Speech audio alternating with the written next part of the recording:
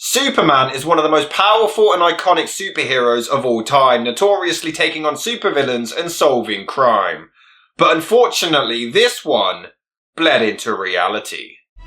Born on January the 5th, 1914, George Reeves was an actor who first landed a minor role in the 1939 smash hit Gone with the Wind. But this small appearance was enough for him to gain a contract with Warner Brothers. At the time, Reeves was a struggling actor, but back then the big money was on the big screen. But he was instead approached to play the Man of Steel on a new television series, Adventures of Superman. Initially, Reeves was reluctant as TV roles were considered unimportant, and he believed that not many would actually get to see his work. He was also convinced that the audience would mostly consist of children and that he wouldn't be taken seriously as an actor. Eventually he agreed to the part, but the filming schedule was extremely tight. He ended up appearing in over 100 episodes for 6 seasons, shooting half-an-hour episodes, making at least 2 every 6 days, with many being shot simultaneously. The show came out in 1951, and that same year he also appeared in a movie based on the series Superman and the Mole Men. Reeves quickly became a national celebrity, and the following year, the struggling ABC network purchased the show for national broadcast. George Reeves suddenly became an overnight sensation, with around 35 million people tuning in every single week. However, with the fame came very little money. All of the cast were required to be under extremely strict contracts, preventing them from pursuing any other work that may interfere with the TV show. And since the series was filmed so tightly, it prevented the actors from ever appearing in movies that required long shoots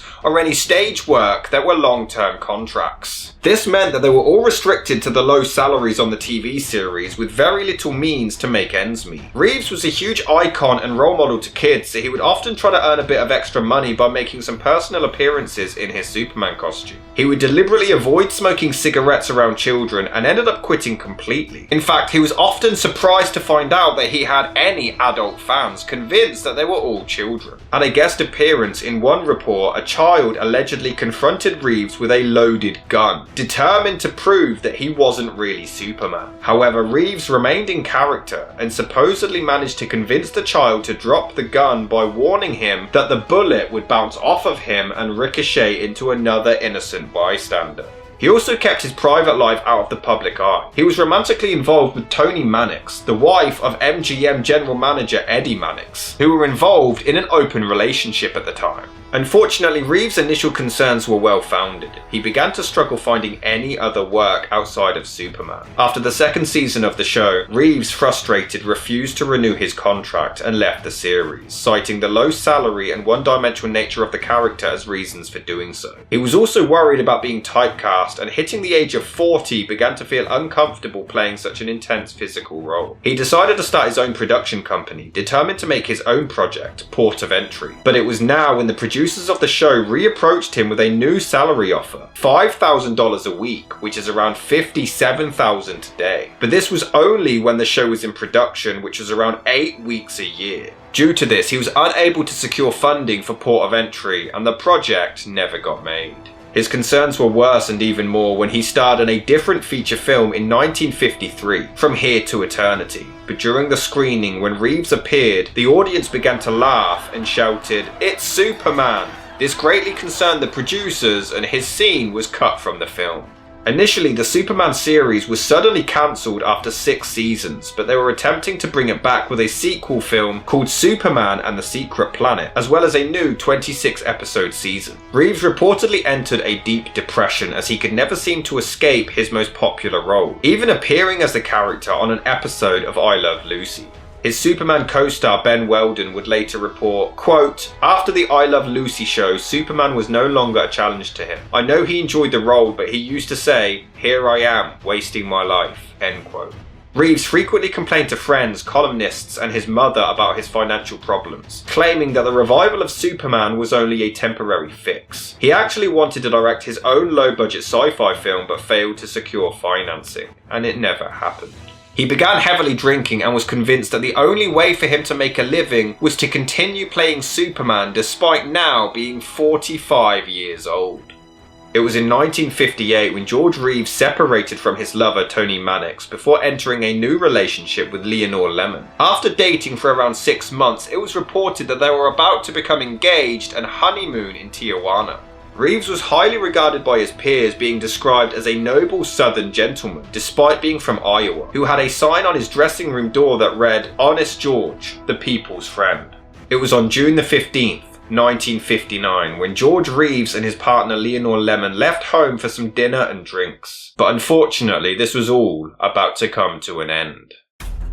Robert Condon was a writer planning to pen a book about Reeves, and he remained at the house. It was at 11 p.m. when the couple returned to their home at 1579 Benedict Canyon Drive in Beverly Hills. At around midnight, George Reeves headed upstairs to his bedroom for the night. It was then reported that Lemon turned on the porch light, which at the time was an invitation for visitors, strangely despite it being midnight. At this point, two neighbours knocked on the door to join them, William Bliss and Carol Van Ronkel. The latter was rumoured to have been having an affair with Condon, whereas Bliss was a complete stranger. It was around 1 a.m. when Reeves came downstairs in distress, angrily snapping, quote, "I'm in no mood for a party," end quote. He was visibly angry and threatened to throw Bliss out of his home, but soon apologised for his mood and returned back upstairs. The four visitors heard him ascending the stairs before opening his bedside drawer and then hearing a gunshot.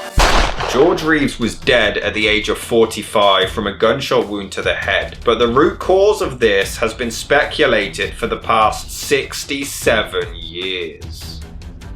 Once officers showed up at the scene of the crime, the four guests were all downstairs, still drinking. The body of Reeves was found in the upstairs bedroom naked, on the blood-soaked bed with his feet on the ground, having been shot in the right temple by a 9mm Luger on the ground between his feet, with blood splattered up on the ceiling, where the fatal bullet was found wedged above. The shell casing was underneath his body, but there was no forced entry into the house and no physical evidence of anybody being inside that room other than George Reeves.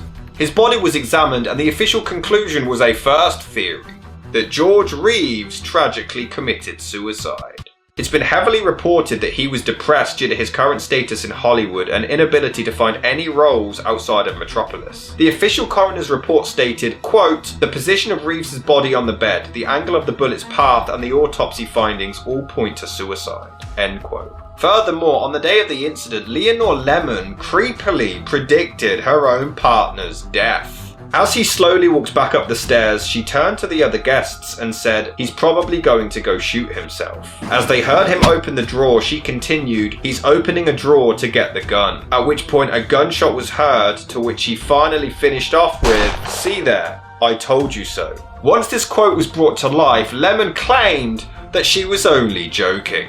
It was Reeves' own mother who was the first to question this theory, refusing to accept that her son would have taken his own life, especially considering that he was potentially on the verge of turning his career around, and was supposedly being strongly considered for the detective part in the Alfred Hitchcock movie Psycho. Which leads to our second theory, that it was all a horrific accident. The crime scene was extremely questionable, as were the testimonies of the house guests that night. The bullet casing was underneath George's body, but in order for that to have happened, the bullet would have had to eject his head and then somehow landed on the bed before him, which is incredibly unlikely. Furthermore, Lemon waited around 45 minutes after the gunshot before calling the police. She also originally told authorities that she was in the living room with the guests at the time of the shooting, whereas according to Reeves' Gone with the Wind co-star Fred Kane, Bill Bliss claimed that she was either inside or in close proximity to the bedroom at the time. He also reportedly claimed that she ran down the stairs after the shot, shouting, quote, "Tell them I was down here, tell them I was down here," end quote. Though of course all of this is purely hearsay. Furthermore, Lemon did attempt to sneak back into the crime scene the next day, even breaking through the police tape to try to steal $4,000 in traveller's checks. The theory is that Reeves and Lemon got into a heated argument over his treatment to her friends before returning upstairs, and she then accidentally shot him. Writer and publisher Jim Nolt believed this theory, quote, "I think this made Leonore Lemon very angry that he treated her friend like that. She went upstairs and I think an argument started. I think George told her that he had no plans to marry her and that she became very angry and pulled out a gun, and I don't think on purpose, but I think accidentally shot George." End quote. This was backed up by the fact that their engagement wasn't publicly announced, and one newspaper article even confirmed that it wasn't happening a few months prior. Lemon was known for having temper tantrums, but she maintained that it was nothing more than a suicide fueled by his depression due to his failed career. To make matters even more bizarre, the gun had strangely been oiled and contained absolutely no fingerprints, nor did Reeves's hand contain gunpowder residue, though some have claimed that this wasn't checked as it wasn't common practice at the time. The body was also washed and embalmed before the autopsy was carried out, potentially destroying any further evidence. Furthermore, there were 2 other bullets also found at the crime scene on the ground, both coming from the same gun that had killed Reeves. Lemon claimed that one was from a few days earlier when she was fooling around, but she had no explanation for the 3rd bullet. Though Los Angeles Police Chief William Parker believed that the extra bullets contained no relevance whatsoever to the case. Reeves's mother still wasn't convinced, especially with the absence of a suicide note, and she hired attorney Jerry Giesler to petition for a new investigation as a homicide. A second autopsy was then administered, to which they found a series of bruises on the head and body that hadn't previously been found. Reeves's trainer had confirmed that these weren't on him earlier that day when he saw the man during a session. Despite this, all test results came back exactly the same, and it was again concluded to have been a suicide, though actors Alan Ladd and Gig Young weren't convinced, while Reeves's friend Rory Calhoun stated, quote, "No one in Hollywood believed the suicide story," end quote. Bizarrely, not long after this verdict, attorney Giesler mysteriously stepped down from the case. But even more strangely, Lemon soon left California and headed to New York after the death and never returned. Which brings us to our 3rd theory, that George Reeves was murdered. Some have theorized that MGM Vice President Eddie Mannix had the man killed due to his affair with his wife Toni. Mannix was an intimidating man, often described as a thug who had connections to carry out gambling jobs, abortions, rape, death, and was even connected with the mafia. He grew up with mobster Bugsy Siegel and also had connections with mobster Mickey Cohen. There were also rumors that he had his first wife killed in a mysterious car accident back in 1937, though this remains unconfirmed. However, what falls flat with this theory is that Eddie was fully aware of the affair and even supported it. He would sometimes tag along on their dates, bringing his own mistress, and also taking them away together on vacations. Toni helped pay for Reeves's house, clothes, and car. But what does give this theory a lot more credibility is that she was reportedly heartbroken when Reeves left her for another woman. She even stole his pet dog for revenge, knowing that it would deeply hurt him. It's possible that Eddie, seeing his wife completely distressed, decided to use his connections to have Reeves killed as revenge for upsetting her. E.J. Fleming wrote that Reeves did survive a series of suspicious accidents in the months leading up to his death, involving a horrific car crash in April, in which his brake fluid had strangely been completely drained. What brings this theory crashing down, however, is that the bedroom Reeves was shot in had no windows, so the shooter would have had to sneak in past 4 guests, commit the murder, and then escape elsewhere without being seen. Although some believe the fact that Robert Bliss was in the house as a complete stranger was already suspicious, but he could have been used to distract the guests. After all, it was Bliss who was the one who ran up the stairs immediately after the gunshot, despite knowing Reeves the least. What adds more credibility to this theory is that Reeves' co-star Phyllis Coates, who played Lois Lane in the first season, claimed to have received a phone call from Toni at around 4:30 a.m. on the morning of the death, saying, quote, "The boy is dead. He's been murdered," end quote, despite this being hours before the death was even public knowledge.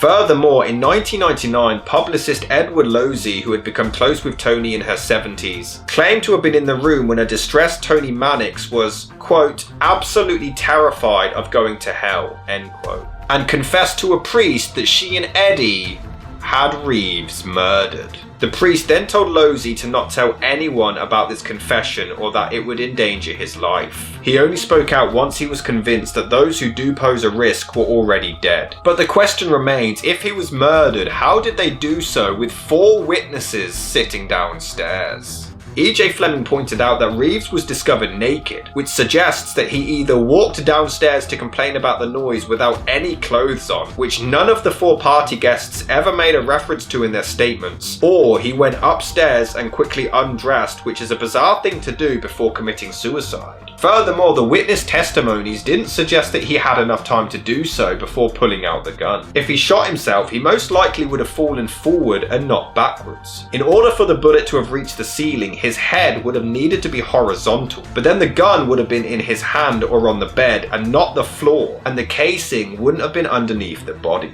Writer Jim Nolt stated, quote, "If George Reeves had committed suicide and held the gun to his head, the bullet casing would have been expelled away from his body, not in back of his body where he would have fallen on it. There were no powder burns on his hands, there were no powder burns on his head, which means that the gun was held far enough away from his head that there weren't any powder burns. Somebody else pulled that trigger," end quote. However, Jack Larson, who played alongside Reeves as Jimmy Olsen, denied the entire murder theory. Quote, "That Eddie Mannix, who by the end of the 50s was retiring, would endanger his life in the end of his life by having something nefarious done to George is, to my mind, ludicrous," end quote. George Reeves' remains were interred at Mountain View Cemetery and Mausoleum in Altadena, California, and in 1960 he was awarded a star on the Hollywood Walk of Fame and forever will remain in superhero history. But his death will most likely remain unsolved as the rest of the world and his fans continue seeking answers.